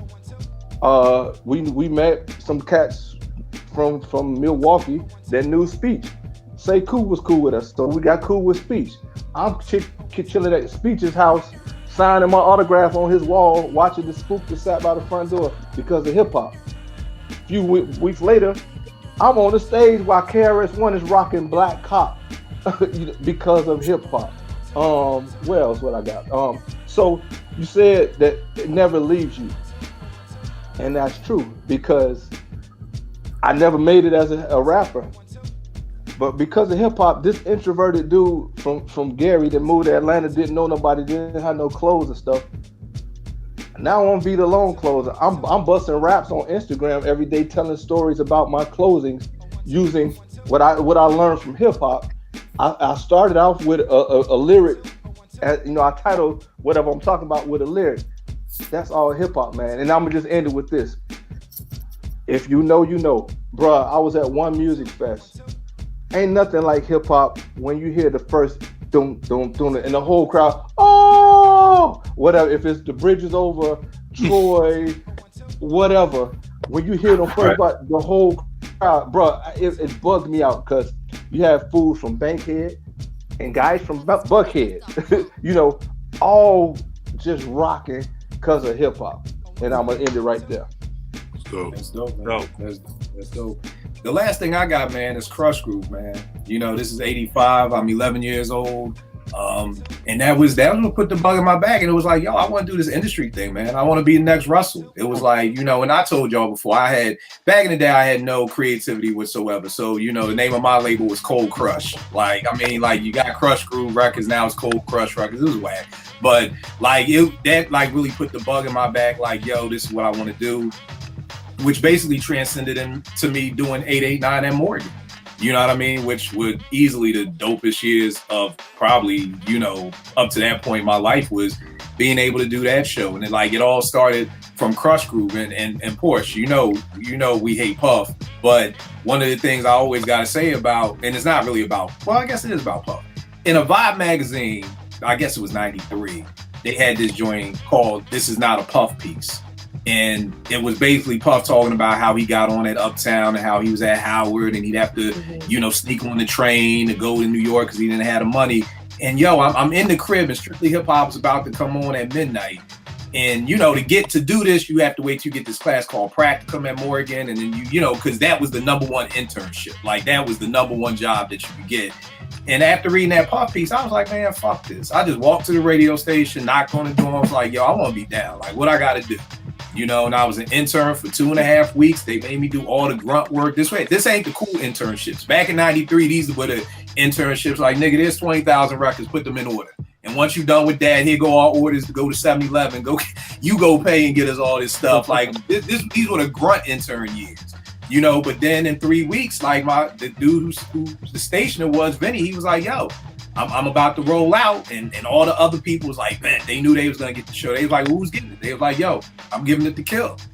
You know what I mean? And it was just like, yo, from if I don't read that Puffy piece and I don't get that oomph, like, yo, and just knock on the door and just wait to take Practicum and all that.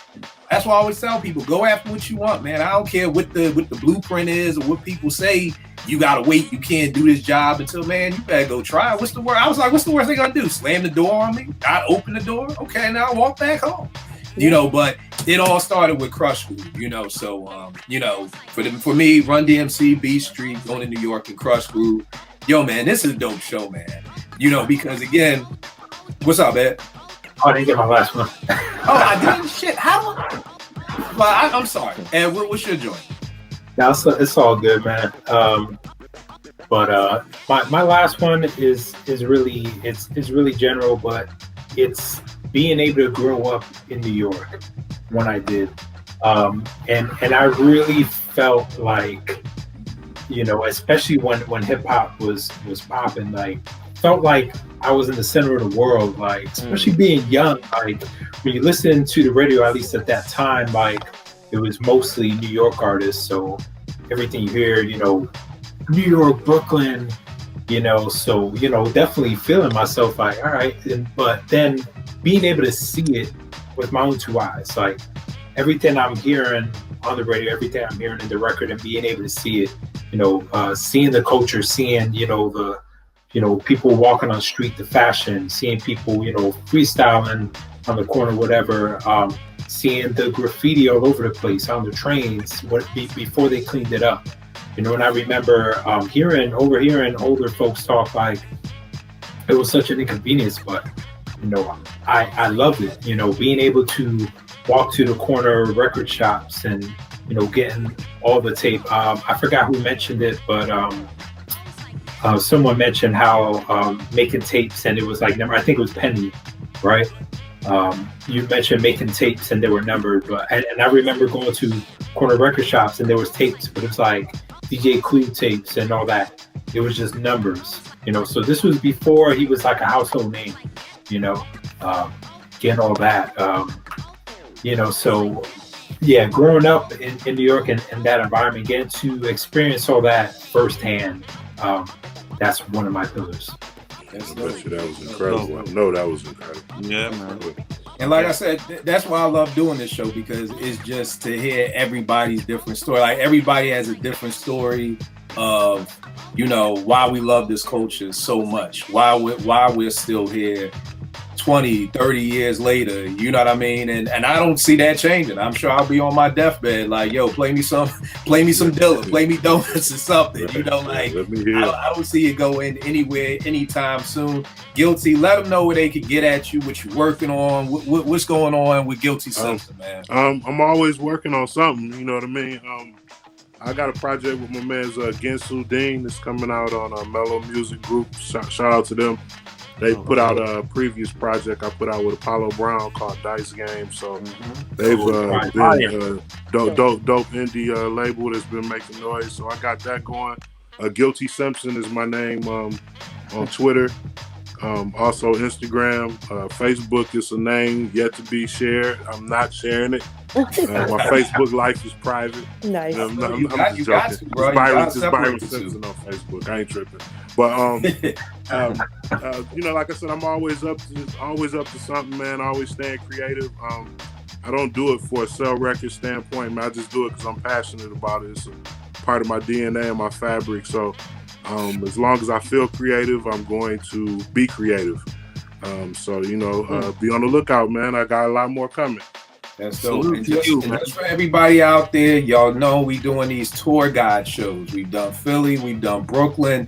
Guilty is going to be our tour guide when we go to Detroit. Absolutely. And all the Detroit MCs and the Detroit producers and everything that's coming out of Detroit. So definitely looking forward to that show. Eddie, where can they get at you, good brother? Yo, on Twitter at EddieD80 and on Instagram, Eddie Got Soul. All right, Penny, Thespian. Let them know where they can get at you. Let them know where they can see you in movies, films, everything. Penny Butter on Twitter. And I just recently realized that a film that I did, Regretting Fish, was free on Prime. So if y'all want to check out a crime noir flick, check it out. Regretting Fish. All right, no doubt. Porsche, again, can I do your intro, Porsche? She loves Troy. She hates Drake. It's not hard. Mofos. How you can mess this up? The amount of times I get tagged in these Drake tweets is killing me these days. Like, I have people literally DMing me being like, can you please stop putting the group throw up gif, please, because it's making me sick. I just don't know what else it's to like, do. Stop tagging me in Drake shit, and I'll stop posting the throw up gifs, right? God, like, and I feel so bad because I want to tag all you guys, but I don't want to put them through this nonsense that I have to go through. So you gotta do like I do, Porsche, and just I DM people like, please do not tag me. Like, especially don't tag me with 100 people I don't know. But it's so funny because I kind of don't stop it either, because every time I think dude can't get any cornier, someone tags me in something and it's like next level corny, and I'm like, and I just heart in his face. Yeah, that's my bad point. I had to hit you with that because I was like, does this mofo have a heart in his head? Yeah. I quit. I quit now. This is when I quit. I'm just waiting for all of you to catch up with me. Like, I've been there, Porsche, and I'm just waiting. Porsche, you gotta understand. You gotta understand. I don't look at Drake as an MC. He's an entertainer. I won't hold you. There are songs that I like of Drake. There's songs that I love of Drake, you know, but I don't respect him as an MC. He's like Sammy Davis Jr. to me, and it's not an insult to the great Sammy Davis at all. What I mean by that is he's an entertainer. Like, he's not an MC to me. Like, I don't expect him to write his rhymes. I started tagging Guilty in it, and I was like, poor Guilty. Like, wow, we can't even react, the poor guy. Like, I've just stopped tagging him. So I just, saved him that issue. No, it's all good. No trip. It's just hilarious. Like, and the jokes write themselves, and I love it. I'm here for it to a degree. But yes, I love Troy. Please don't tweet me and tell me Troy isn't the best song. It is the best song. But anyways, on Twitter at Cherchez La Porsche. That's what it is. No doubt. Vern, the loan closer. If you're in ATL, anywhere around Georgia, buying a house, you got to get it through this man right here. What's going on? Where can they get at you, Vern? Instagram at @VTheLoanCloser and on Twitter at VChandler10. That's where I'm my truest self. Ooh, I'm about to be harassing you, player.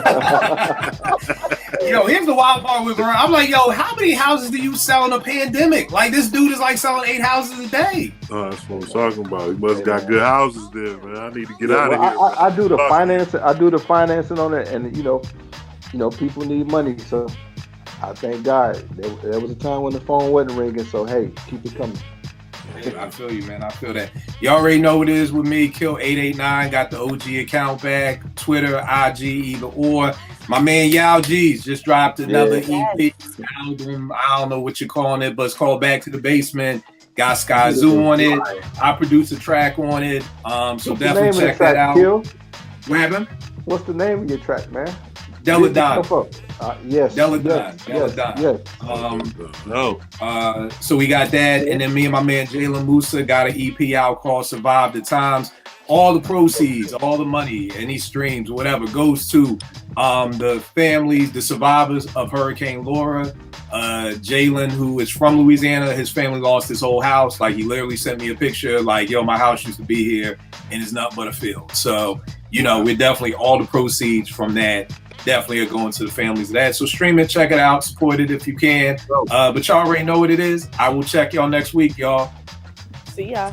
Peace. Right? Peace.